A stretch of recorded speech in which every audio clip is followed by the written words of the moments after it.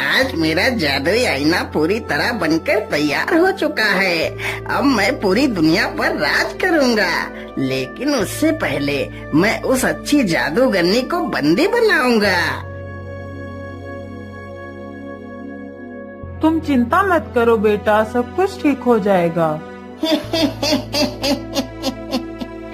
अरे ओ जादूगरनी, आजकल तुम्हारे भलाई के चर्चे तो पूरे राज्य में हो रहे हैं। थोड़ा सा हमारा भी भला कर दो। अरे दुष्ट जादूगर, तू फिर से आ गया। आज तो मेरे हाथों से नहीं बच पाएगा। जादूगरनी तुरंत अपने जादुई छड़ी से उसके ऊपर वार करती है, लेकिन जादूगर अपना आईना सामने कर देता है तो वह अच्छी जादूगरनी उसी आईने के अंदर चली जाती है। ओ दुष्ट जादूगर, मुझे यहाँ से बाहर निकाल। मेरी अच्छी जादूगरनी, अब इसी आईने में सड़ती रहो पूरी जिंदगी। अब तो मैंने इस जादूगरनी को कैद कर लिया है। चलो अब महाराज को बंदी बनाता हूँ और खुद इस राज्य का राजा बन जाता हूँ।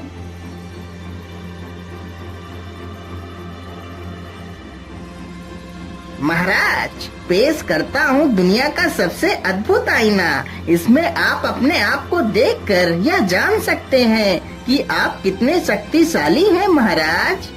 हाँ हाँ जादूगर, क्यों नहीं, मैं इसमें जरूर देखना चाहूँगा आखिर मैं कितना शक्तिशाली हूँ। राजा चुपचाप आईने के सामने जाता है, तभी वह उसी आईने में समा जाता है। अरे ये क्या, महाराज तो आईने के अंदर चले गए।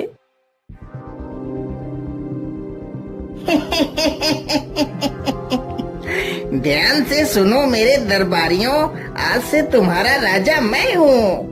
अरे दुष्ट जादूगर, हम तुझे जिंदा नहीं छोड़ेंगे। सैनिक जैसे ही आगे बढ़ते हैं, जादूगर उन्हें वश में कर लेता है। राज्य सभा में जितने भी लोग थे उन सभी को वह जादूगर अपने वश में कर लेता है।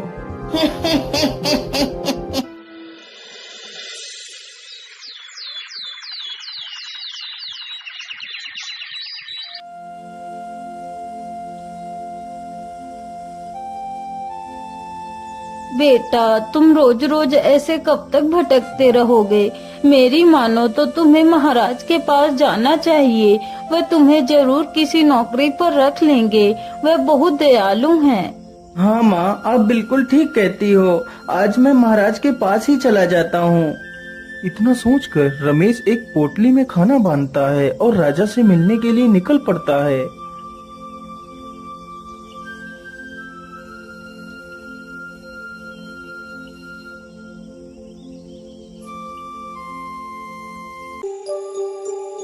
अरे कौन है तू और मुंह उठाकर कहाँ चला आ रहा है?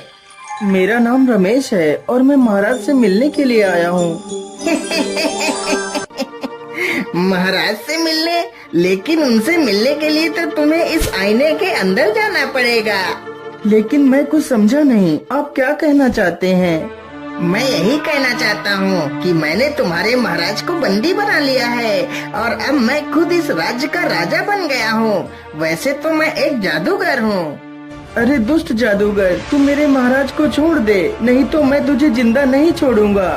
बेचारा रमेश जैसे ही उस पर प्रहार करने के लिए आगे बढ़ता है, तभी वह जादूगर तुरंत ही अपने आईने को रमेश के सामने कर देता है, तो रमेश भी उसी आईने में समा जाता है।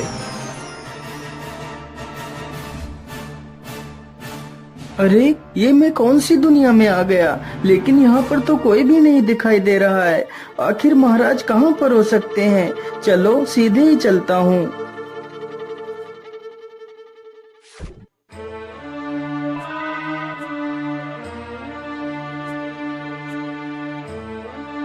रमेश चलते चलते एक जंगल से गुजरता है। ओफो, चलो जाओ यहाँ से। अब तुम दोनों बड़े हो चुके हो। अब तुम दोनों को हम खाना नहीं खिला सकते, इसलिए तुम दोनों को खाना ढूंढकर खुद खाना चाहिए। लेकिन पिताजी, अभी तो हम खाना ढूंढ नहीं सकते। कुछ दिनों के लिए हमें और रुक जाने दीजिए। लेकिन कौवा जान चुका था कि उसके दोनों बच्चे अब खुद पर निर्भर होने के काबिल हो चुके हैं, इसलिए कौवा अब उन दोनों बच्चों को अपने ऊपर निर्भर नहीं रखना चाहता था। इसलिए कौवा उन दोनों को भगा रहा था। कौवे की ये सारी करतूतें रमेश नीचे खड़े होकर सुन रहा था। अरे ये कौवा तो अपने बच्चों को खाना देने से मना कर रहा है, इसे ऐसा नहीं करना चाहिए। चलो भागो तुम दोनों यहाँ से, नहीं तो मैं तुम दोनों को चोंच मार मार कर भगाऊंगा। अच्छा ठीक है पिताजी, हम दोनों यहाँ से चले जाते हैं। इतना कहकर दोनों बच्चे पेड़ से नीचे उतरकर वहीं बैठ जाते हैं। अरे बच्चों, तुम परेशान मत हो, मैं तुम्हें अपना खाना दे देता हूँ। इतना कहकर रमेश अपनी पोटली से 2 रोटियां निकालकर उन दोनों बच्चों के सामने रख देता है। हे नेक दिल इंसान, हम तुम्हारा ये एहसान कभी नहीं भूलेंगे। इतना सुनकर रमेश आगे बढ़ता है, तभी अचानक से काले बादल छा जाते हैं और जोर जोर से हवाएं चलने लगती हैं। अरे ये क्या, अचानक से इतने काले बादल कहाँ से आ गए? मुझे लगता है अब तो जोर की बारिश आने वाली है। मैं ऐसा करता हूँ, जल्दी से किसी सुरक्षित स्थान पर चलकर छिप जाता हूँ।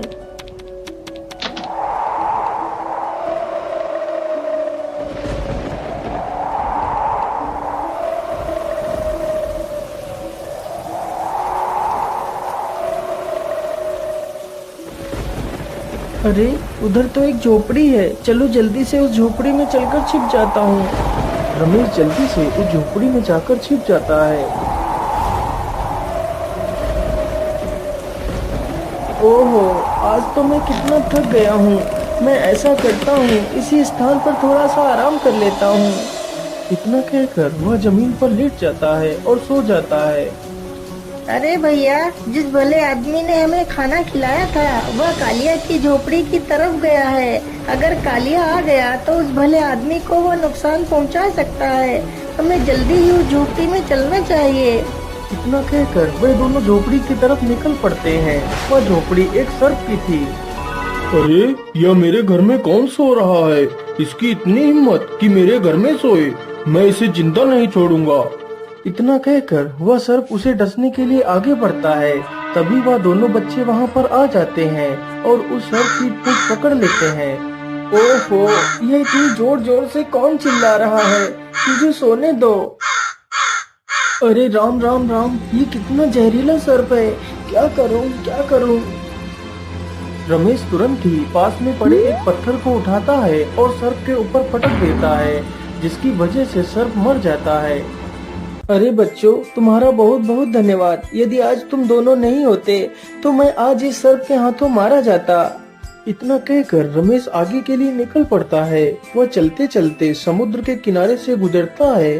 तभी वह देखता है एक मछली पानी के बाहर पड़ी है और तड़प रही है। यह देखकर रमेश को उस पर दया आ जाती है। अरे राम राम राम, ये मछली तो समुद्र की लहरों की वजह से बाहर आ गई है। चलो इसे वापस पानी में छोड़ देता हूँ। रमेश तुरंत उस मछली को उठाता है और पानी में छोड़ देता है। अरे युवक, तुम महान हो, तुमने मेरी जान बचाई। मैं तुम्हारा यह उपकार अपने पूरे जीवन नहीं भूलूंगी। तुम्हें जब भी मेरी मदद की आवश्यकता पड़े तो तुम मुझे जरूर याद करना। ए मछली, मैं यहाँ पर अपने महाराज को ढूंढने के लिए आया हूँ। क्या तुम हमारे महाराज को ढूंढने में मेरी मदद करवा सकती हो? हाँ हाँ, मैं जानती हूँ। तुम यहाँ से सीधे चले जाओ, वहाँ पर एक जादुई गुफा आएगी, तुम उसी में चले जाना। तुम्हें वहीं पर महाराज मिल जाएंगे। मछली की यह बात सुनकर रमेश सीधे उसी दिशा में चला जाता है।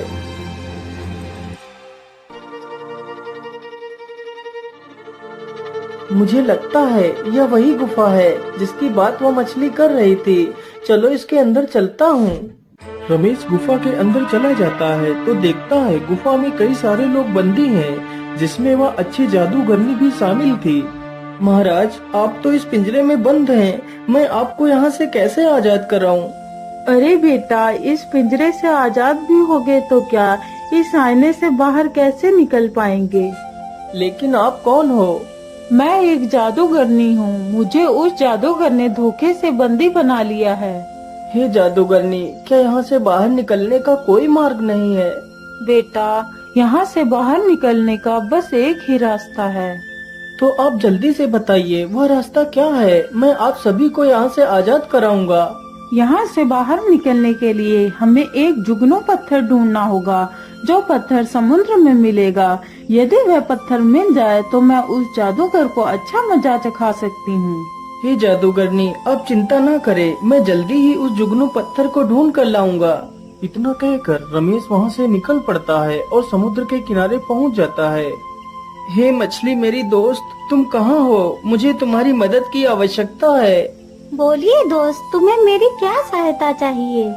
मेरी दोस्त, मैंने अपने महाराज को ढूंढ लिया है, लेकिन अब मैं एक चमकीला पत्थर ढूंढ रहा हूँ। यदि वह पत्थर मुझे मिल जाए तो मैं अपने महाराज के साथ साथ बाकी सारे लोगों की भी जान बचा सकता हूँ। अरे तुम चिंता मत करो, मैं जानती हूँ वह चमकीला जुगनू पत्थर कहाँ है। तुम यहीं रुको, मैं अभी वह पत्थर लेकर आती हूँ। मछली तुरंत पानी में जाती है और कुछ ही देर में वह चमकीला जुगनू पत्थर लेकर आ जाती है। जुगनू पत्थर देखकर रमेश बहुत ही खुश हो जाता है और जल्दी से वह पत्थर लेकर वहाँ से चला जाता है। ये लीजिए जादूगरनी, मैं उस जुगनू पत्थर को ले आया हूँ। जादूगरनी तुरंत उस जुगनू पत्थर को अपनी छड़ी से स्पर्श कराती है तो जुगनू पत्थर उसी छड़ी में समा जाता है, तो वह और भी ज्यादा शक्तिशाली हो जाती है। जादूगरनी का पिंजरा अपने आप ही नष्ट हो जाता है। फिर वह सभी को आजाद करा देती है। अरे जादूगरनी, हम यहाँ से आजाद तो हो गए, लेकिन हम यहाँ से बाहर कैसे निकलेंगे? महाराज, यह एक जादुई नगरी है। यहाँ से बाहर जाने के लिए हमें उस अनोखे झरने के पास चलना होगा। सारे लोग जल्दी ही उस झरने के पास जाते हैं। लेकिन यहाँ पर तो कोई रास्ता नजर नहीं आ रहा है। महाराज, आप फिक्र मत करिए, मैं अभी रास्ता बनाती हूँ। जादूगरनी ने तुरंत ही अपनी जादुई छड़ी से एक रास्ता बना दिया। फिर सारे लोग उसी रास्ते के अंदर चले जाते हैं। अरे ऐसे कैसे नहीं देगा? सैनिकों, तुम जल्दी से जाओ और मोहन को पीटते हुए मेरे पास लेकर आओ। जादूगर इतना कह ही रहा था कि तभी राजा और वह जादूगरनी तथा बाकी के सभी लोग उस शीशे से बाहर आ जाते हैं। अरे रे रे रे, ये क्या? ये सारे लोग बाहर कैसे आ गए? चलो कोई बात नहीं, बाहर तो निकल आए, लेकिन अब तुम लोग जीवित नहीं बचोगे। जादूगर तुरंत अपनी जादुई छड़ी से उन सब पर अपना वार करता है, लेकिन तभी वह जादूगरनी उसके वार को रोक लेती है। अरे मूर्ख जादूगरनी, तू मेरे रास्ते से हट जा। मेरा तुझसे कुछ भी लेना देना नहीं है। यदि तू मेरे रास्ते से नहीं हटी तो मैं तुझे खत्म कर दूंगा। जादूगरनी ने तुरंत अपना वार किया तो वह दुष्ट जादूगर एक तोता बन जाता है और एक पिंजरे में कैद हो जाता है। महाराज, अब ये दुष्ट जादूगर आपको कभी भी परेशान नहीं कर पाएगा।